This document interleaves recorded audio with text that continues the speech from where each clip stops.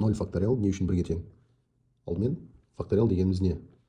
Факториал дегеніміз ол осы санға дейінгі сандардың көбейтіндісі.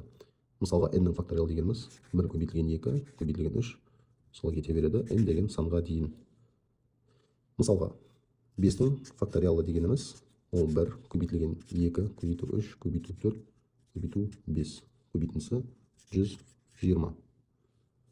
Ал енді 5 факториалды басқаша қалай көрсетуге болады?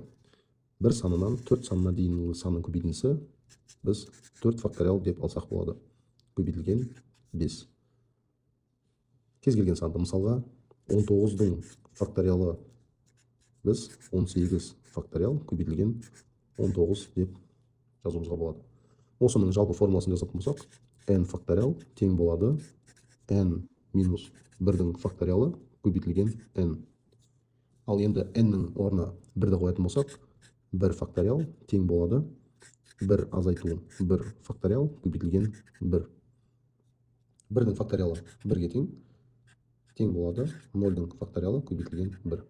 Осы жерден 0-дің факториалы 1-ге тең. Сұрақтарыңыз болса комментарийға жазыңыздар.